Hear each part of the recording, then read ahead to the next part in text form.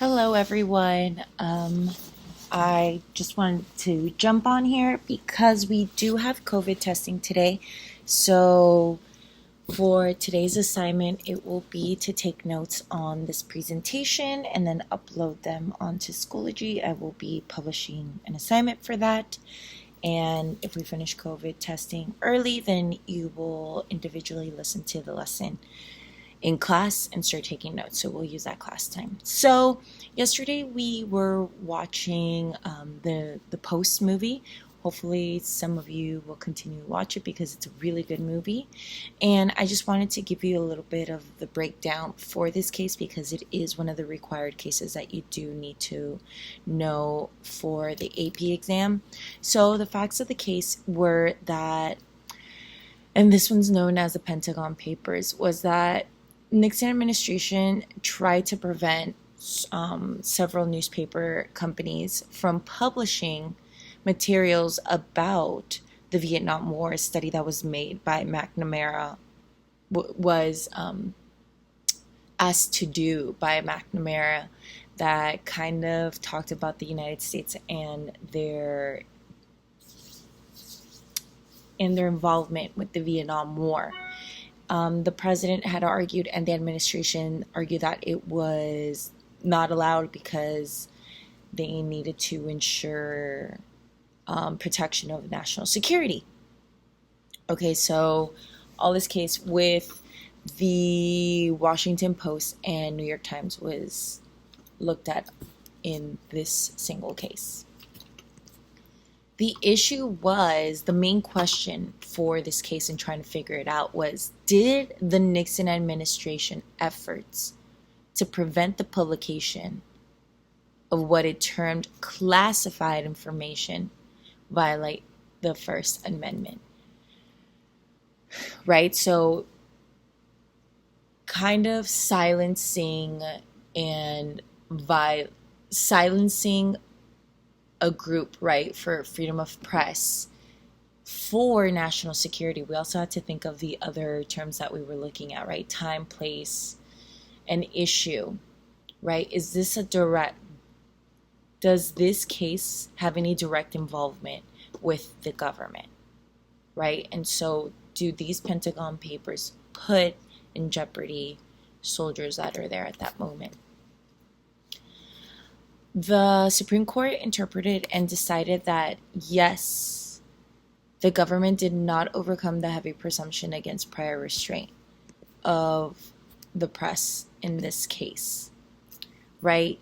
Because, so essentially they were saying the government can't do this. They are violating freedom of press, right? The administration was kind of too vague with their term of security, right? Again, we're interpreting the definition of certain words, and they can't really use this to essentially violate the press's freedom of press, right? And since the publication could not cause an inevitable, direct, and immediate event that would affect American national security, then it was unjustified, right? Again, we're looking at that clear and present danger.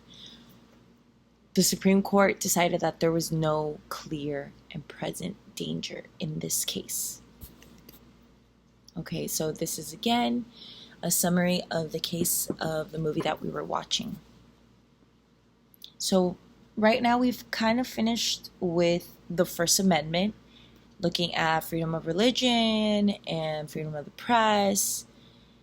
And now, I think we are going to jump to freedom of speech. But right now, what I would like to do is jump to the Second Amendment, which is one of them. Okay, there we go.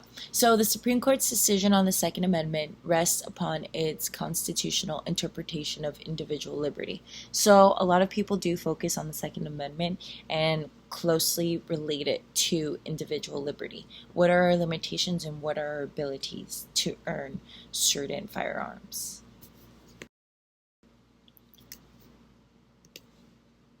So the Second Amendment in its full, right, is a well-regulated militia being necessary to the security of free state, the right of the people to keep and bear arms shall not be infringed.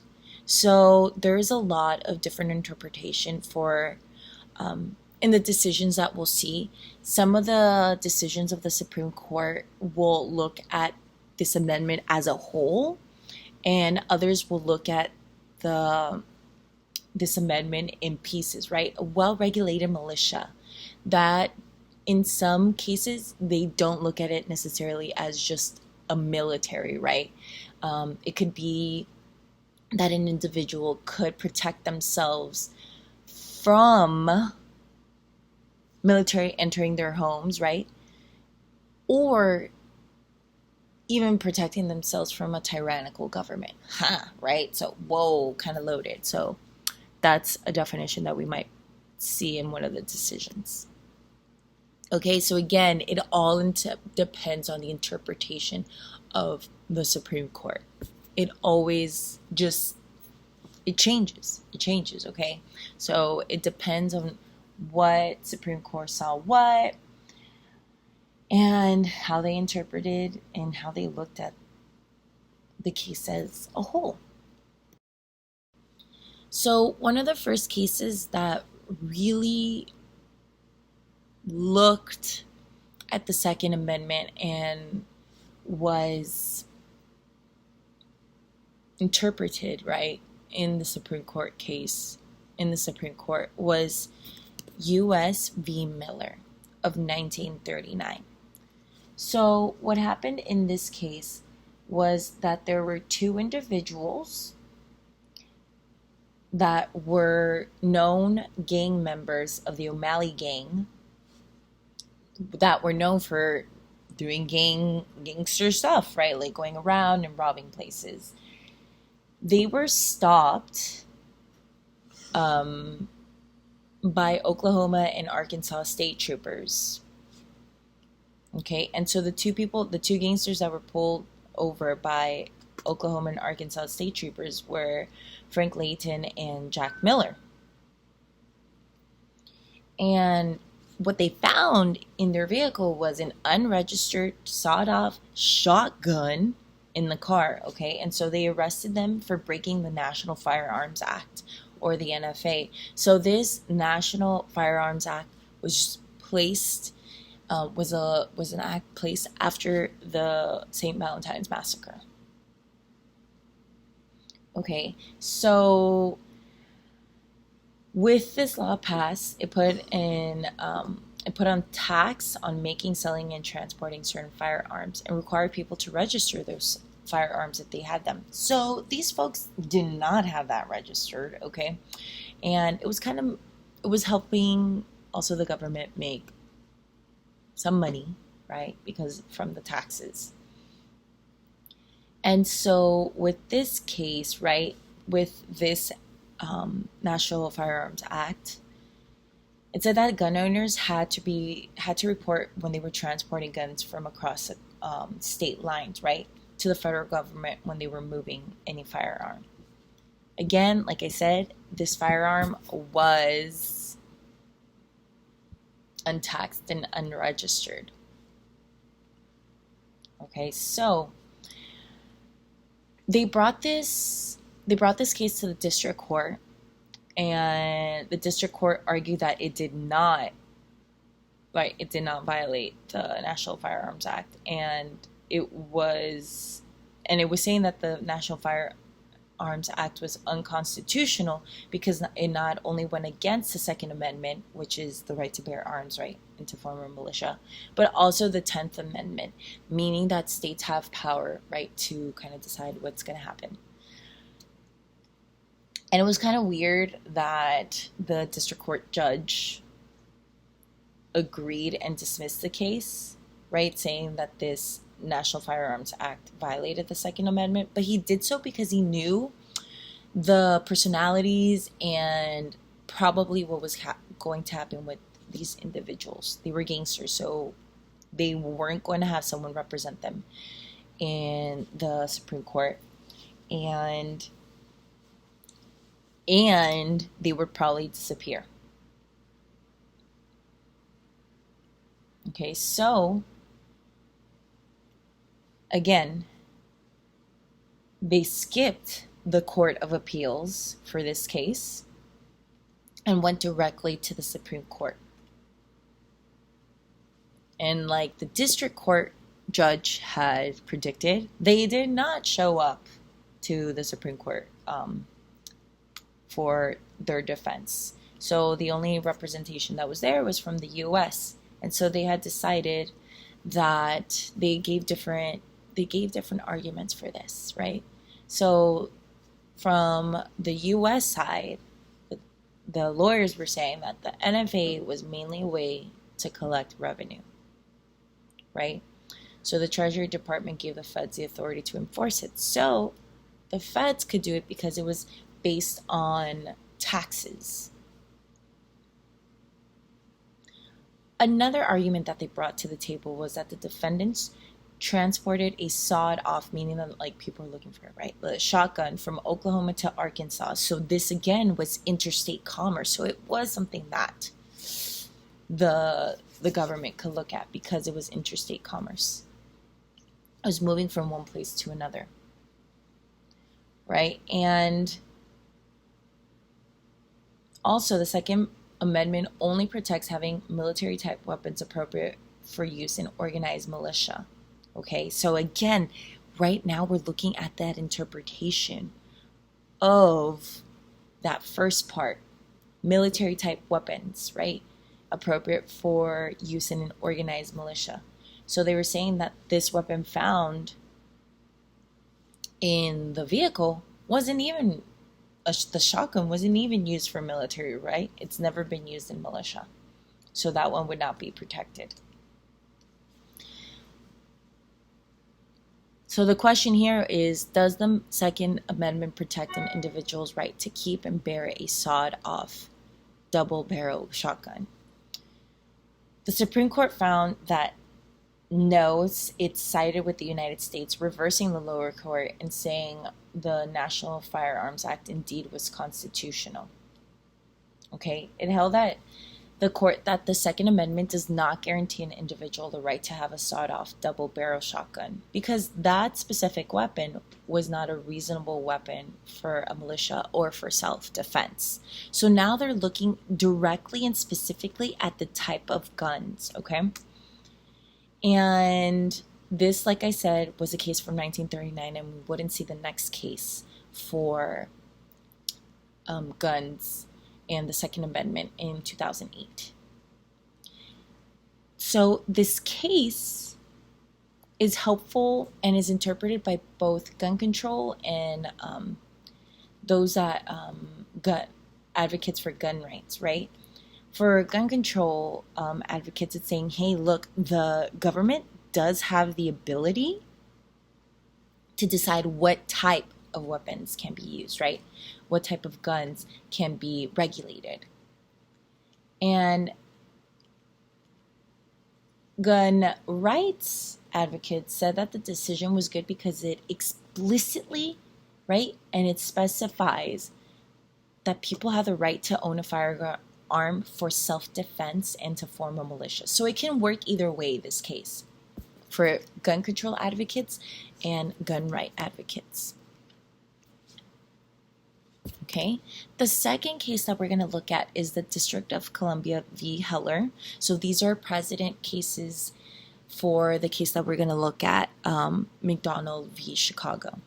Okay, so with the District of Columbia v. Heller, we have a libertarian from a think tank from Washington that is trying to save the Second Amendment because there was a law in the District of Columbia saying that individuals could not own firearms and cannot keep them at home. Okay, so this is a big one. This is a doozy. And so his argument's like, we gotta try to figure this out. This can't be happening. Okay, so this was in 2002, a levy that was trying to take out and find a law that was unconstitutional that had been in place since 1976. And so he was trying to make a class act, which is having several individuals from District of Columbia that have various types of backgrounds who agreed to sue about this whole not letting individuals own firearms and keeping them at their homes. Okay, so there were several individuals, and there's an individual there named Dick Heller. Okay, so Dick Heller was a police officer who was allowed to carry a gun for his security job that was protecting federal buildings, yet it was illegal for him to have a gun at home, right? So it was part of his profession, but he wasn't able to keep it at home. And this individual, Heller, was very passionate about it, right? He was really against the gun ban. And he spent many years trying to fight this gun ban in the District of Columbia. He even had asked the National Rifle Association to help him out with the case and to sue the city, but they never agreed to do it. Okay, so Levy, who is someone who works at that think tank, the Libertarian think tank, took his 6 plaintiffs, right, the 6 people for that class act, to the district court. However, they had no success. Okay, there was a district court judge that just dismissed the case. So then Levy went to the Court of Appeals for the DC district and reversed that dismissal. Okay, saying that the DC's gun ban was unconstitutional and it affected their Second Amendment. Okay, they were trying to make the argument, right, that owning firearms existed even before the Constitution existed, right? Because people back in the day, they owned guns to do like hunting and self-defense, right? Before the Constitution even existed. So they're saying, why are they going to take our rights from a right that existed before the Constitution? Okay. And so they continued with the Court of Appeals, and instead of having the 6 individuals for a class act, they could only have Dick Heller, because he had actually applied for a permit, but he was denied. So his background and everything that he was trying to do and pursue his right of owning a firearm was the one who was only truly violated. Okay, so then the District of Columbia appealed to the Supreme Court for this case. And like I said, there's only been like these 2 cases before the McDonald one for the Second Amendment, right? And so the question in hand that was brought to the Supreme Court was, do the provisions of the District of Columbia Code that restrict the licensing of handguns and require licensed firearms kept in the home to be kept unfunctional violate the Second Amendment? Okay, so does this ban of not allowing people to own firearms in the District of Columbia violating the Second Amendment? So pretty historic, because the last case they had seen about this was 1939. It was about 70 years. So for this decision, it was found that yes, it did violate the Second Amendment. Okay, so the majority was looking at the Second Amendment in parts, right? It didn't look at it as a whole, right? It concentrated on a well-regulated militia part, okay? Militia was they were interpreting that the militia was not just those serving in the military, okay? It could be people and individuals that need to defend themselves. So again, interpretation is really a focal point in this. You can look at the different words and decide what they could mean, right? The interpretation of the actual meaning of the word. And so for this one, they saw militia as a way, not just the military, but individuals to be able to defend themselves. So this part was individual a well-regulated militia, individual section, and not connected directly to the right of the people to keep and bear arms. So they found that the Firearms Control Regulations Act of 1975, the act that was placed by the District of Columbia, was unconstitutional. Okay, but this doesn't mean that everybody should own a weapon. Okay, and it doesn't give everyone the right to use that weapon for whatever they want, right? The type of weapon mattered, right? Extremely dangerous weapons, those that are not really used for hunting or self-defense, could be banned. Okay, so the dissent for this case was truly looking at arguing that the Second Amendment doesn't really protect an unlimited right to have guns, right, for self-defense. I can't just have all the guns that I want, right? And that it was really about the rights for Americans to own weapons for military purpose. Okay, so the dissent was not looking as military of individuals being able to protect their right, but they were looking at it for military purpose. Okay, so they were looking at it more as a whole. And there was a lot of controversy for this one, right? Because Justice Scalia, a lot of critics accused him of judicial activism. Okay, meaning that the ruling was based on their personal opinions and not the objective interpretation of the law. So that's kind of like, there's room for debate, and obviously something that maybe we'll discuss tomorrow, okay, and looking at the interpretation. So these two cases really brought a precedent for the McDonald v. Chicago case, okay? So this case, which ruled the Second Amendment rights to keep and bear arms for self-defense in one's home, is applicable to the states through the 14th Amendment. Okay, so here, right, we're looking at the state regulations, right, imposed on state regulation of civil rights and liberties. And we're going to looking at the state regulations based on selective incorporation.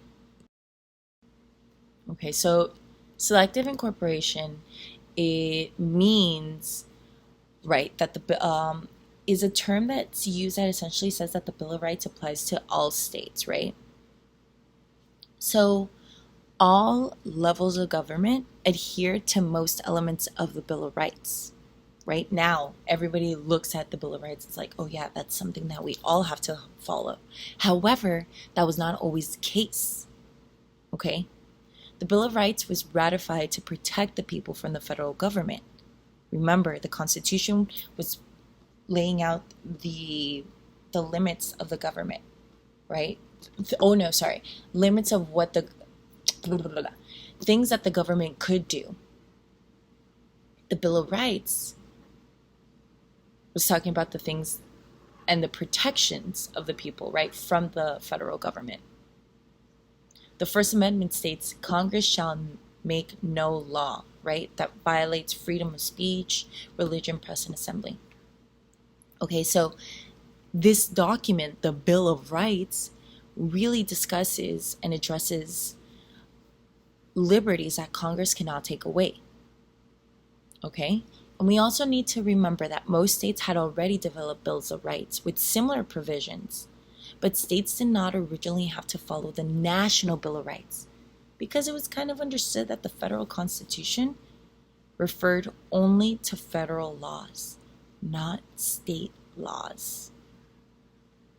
Okay?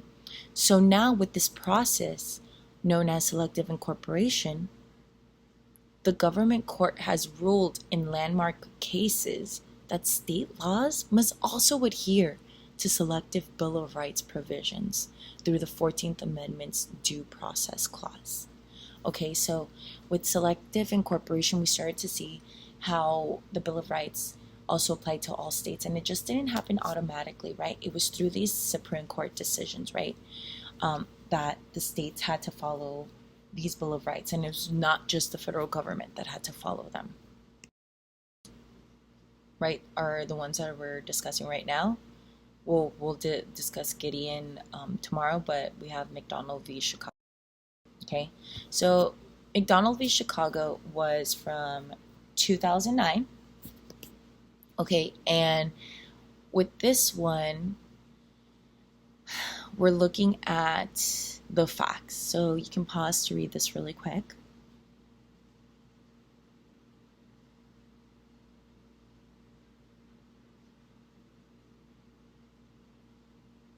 So with this one, right, we're looking back at the Heller case, right, that the District of Columbia um, handgun ban violated the Second Amendment. So they're looking at it to see that this the plaintiff's argument should also be applied to the state. So looking at selective incorporation in this section, right? So the issue was, does the Second Amendment apply to the states because it is incorporated by the 14th Amendment's privileges and immunities or due process clauses, and thereby made applicable to the states?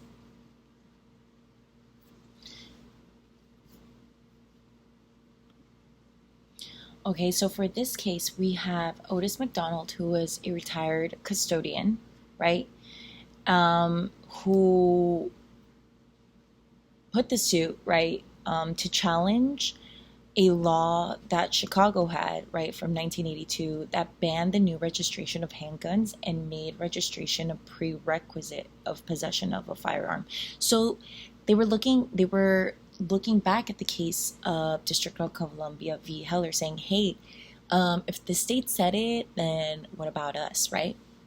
And so the decision of that Supreme Court case was that, yes, the 14th Amendment makes the Second Amendment right to keep and bear arms for the purpose of self-defense applicable to the states. So they were looking at this past case saying, like, hey, if this state said that it was unconstitutional for a state to ban this, then it should be applied to all states as well, part to the selective incorporation, right? So again, rights that are fundamental to the nation's scheme of ordered liberty or that are deeply rooted in this nation's history and transition are appropriately applied to the states through the 14th Amendment. So looking at that back case, right? In Heller, the right of self-defense was one such fundamental and deeply rooted right. Okay, so based on that decision, they also incorporated that decision for the McDonald v. Chicago. The dissent were saying owning a personal firearm was not a liberty, because we need to also look, again, remember the dissent for the Heller case saying, like, that's not giving everybody the right to own a gun and do whatever they want with it. Okay, so we have that case. And the next part of our discussion that we're going to be looking at is the limits to free speech, right? So the Supreme Court has on occasion ruled in favor of states' power to restrict individual liberty. For example, when speech can be shown to increase the danger to public safety. So again, looking at the time, place, and everything, right? The questions that we have to ask ourselves, are they going to put in individuals and the collective good in clear and present danger? Okay, and one case that really looked at this was Gitlow v. New York of 1925. Okay, so I'm just going to show you the information and then we'll discuss it in class just to have that as an opening. And please look it over and we'll start with class with that. Okay. Thank you so much. Please make sure to take notes on this discussion and turn those in for your assignment for today. I'll see you all in class.